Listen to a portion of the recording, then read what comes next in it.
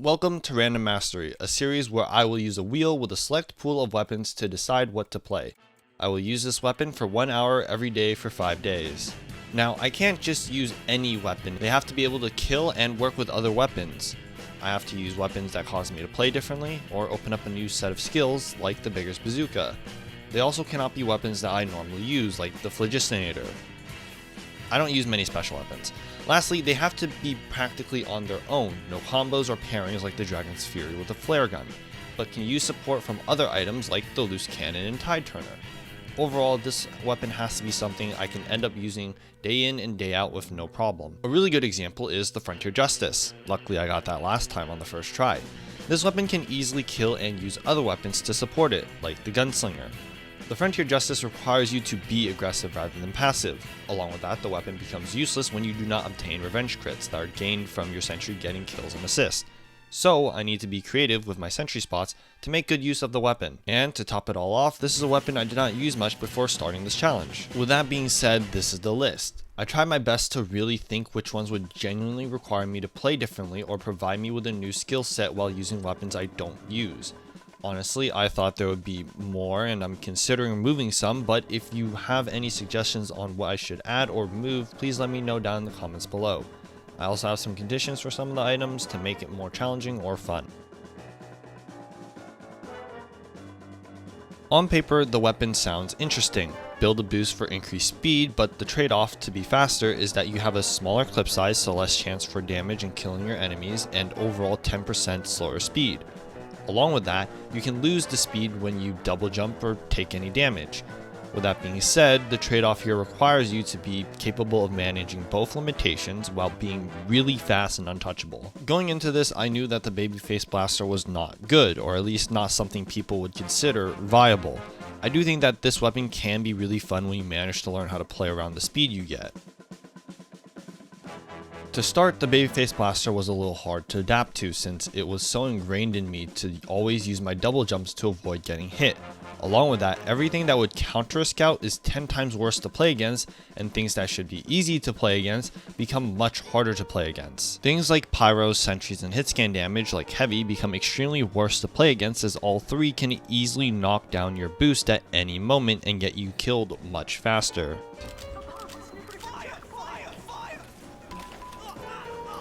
Oh my god! No! See ravioli! What the? Where did you come from? See ravioli! I am unstoppable. Oh, no, no pyro, no pyro, no pyro, no pyro. Medic, medic, medic!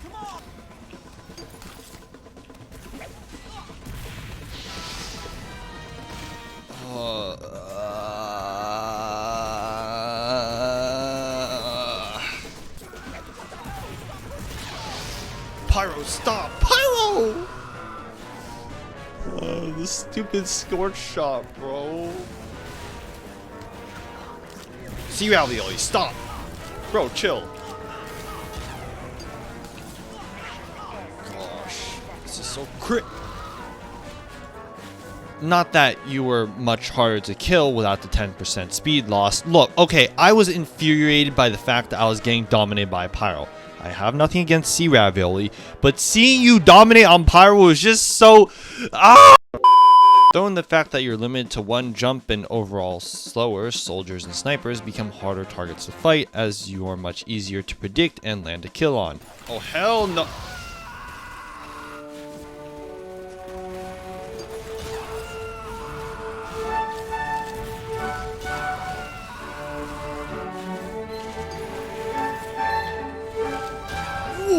Dude, this sniper, he's targeting me, bro. What the? People are dying left and right. Wow. What the? Dude! These snipers! Dude! These snipers, man. Oh my gosh. However, there are some upsides to this weapon with support. The simple bleed combo works very well on building boost, as they can actually add boost from the damage it applies, so you can easily start a fight with being somewhat fast and only needing a couple of mid-range shots to finish a kill. Adapting to the weapon would mean that you need to adapt a more passive and flank-like playstyle. You can't necessarily fight with and around your team. If you do, you're most likely to get hit by some stray bullet or targeted by some sentry or get hit with some splash damage, and you're just gonna, lose all your speed. Unless you're motherfucking Banny jumping and running around like a monkey. How the fuck did you jump over him? Yeah, I played against him and I was not landing any shots. The thing about using this weapon is that you have to adapt your aim to the speed you are at. If you are much faster, that means your aim needs to adapt to your speed so that you can land your shots. Otherwise, you're going to be undershooting like crazy. Besides getting destroyed by Banny, this weapon's damage feels like it does less. However, that is probably just because of 1, the speed change, and 2, my bad aim. Even Uncle Dane's servers and their perfect spread can't help me do better. Another thing is sentries. They suck. A lot.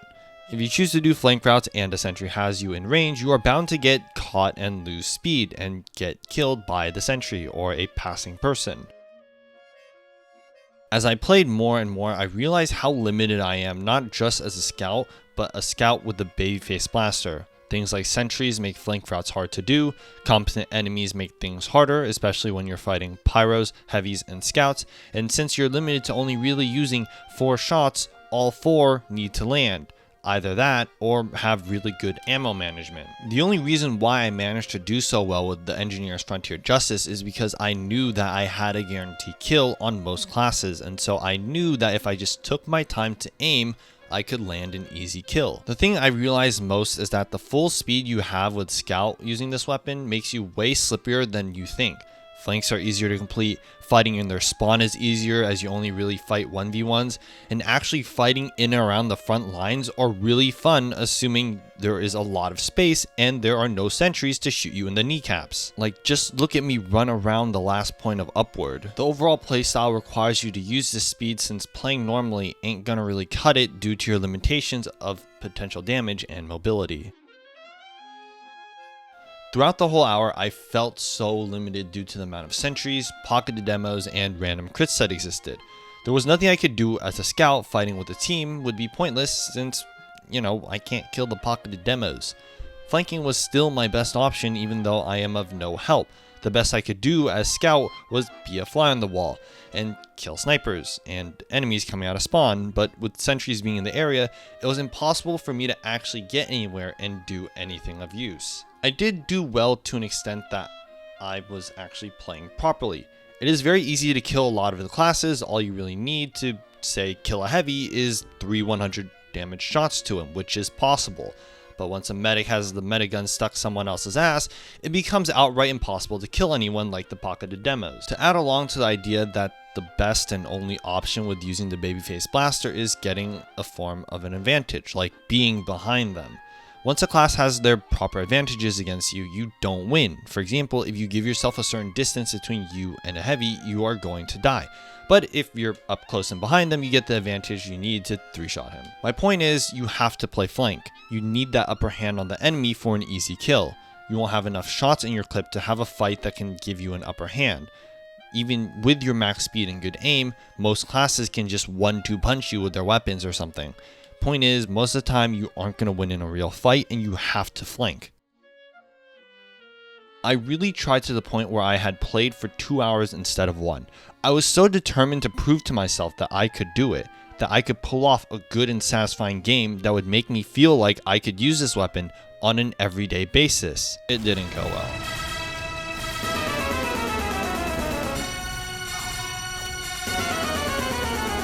Dude, we both suck! All I needed was 1 shot and he'd be dead!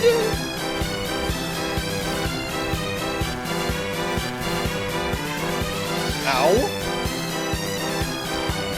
Ow!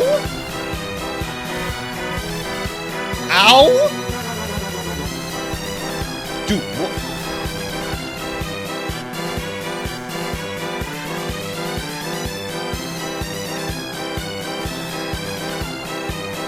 There's no way. still hella fast. What?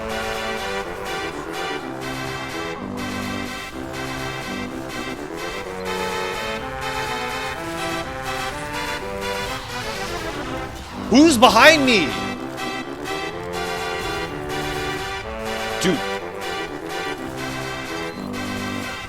Dude, I lost all my speed because of a sniper shot, just because of one body shot.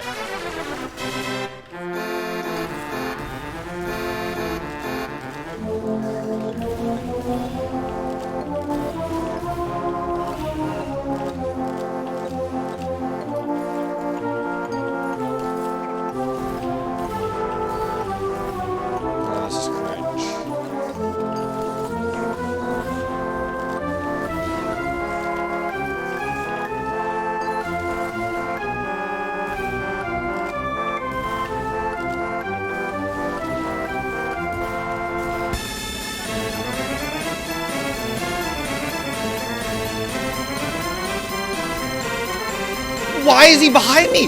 Where's my team? What the hell? I'm moving so fast and yet he still gets me? Where is my team?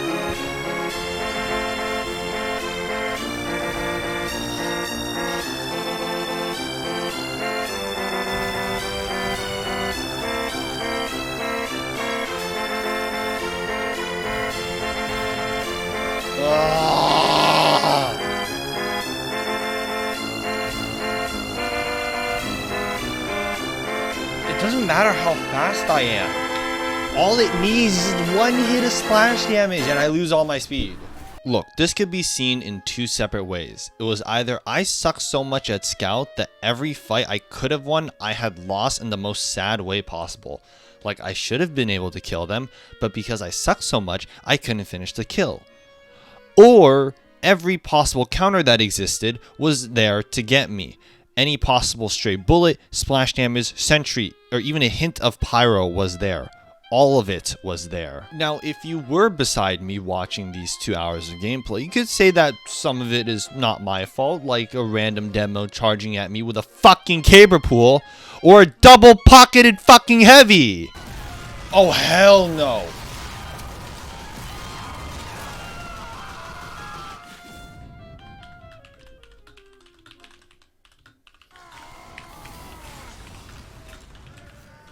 Look, in the end, it could have just been, I don't know, me being a bad Scout player. I could be landing better shots, making better decisions, and fighting properly. Honestly, if I could really do it, I would micromanage my boost. Think about it. If you double jump, you lose speed, right? You could do the second jump, just land enough damage on the shot to get it back. Okay, I might just be stupid, but the idea behind it is that you can essentially predict when you lose the speed and gain it right back to just keep momentum. Okay, yeah, no, I really am just stupid. Look, after today, it was either I just suck at Scout or the weapon's really bad or I just got unlucky. Either way, I am still determined. I'm gonna be honest. There isn't much more I could do in terms of improving with the weapon. I don't think I'm a good enough Scout player to make the weapon work. To add along to that, almost every game has pyros and energies which make this class really hard for me to play. Like, hear me out, I'm not good at Scout. I think we can all agree that Scout requires a certain skill to develop, such as dodging with the double jumps. But once you remove the second jump, make your speed adjustable, it becomes increasingly difficult to actually use the weapon. Now, you might have realized that I never once did a single jump mid-fight. Why? I don't know. Should I? Probably. I don't think running left and right around an enemy is a good idea. I also have my moments where I would just stand still to get the kill. From what I learned, it is best to use it to close distance, either to an enemy or to a location. And if you don't feel like flanking, maybe playing around the front lines might be a good option. Look, would I say this is a good weapon? I don't know. Does it have its upsides? Yeah. Does it have its downsides? Yeah. No matter how you see it, this weapon is just a weapon. Am I good enough to use it? No. Will I use it in the future? Maybe. Should I promote this as a good weapon? I don't think I am the person to say. Look, if I will be honest though, I do like the weapon. The speed you get from the weapon makes it really fun. It lets you flank, drive by, and be annoying as hell when you can get into the right positions. Would I ever use this weapon again? I don't know. Do I ever want to play Scout again? Probably not. Will I ever get good at Scout? Maybe. I just think that Scout is one of those classes that no matter how hard I try, I will always slip up every other time. The mechanics needed to play for this class is just far beyond my skill and understanding. I'm just better off playing other classes. Thanks for watching. I hope you enjoyed. I hope you enjoyed seeing me struggle with the Babyface Blaster.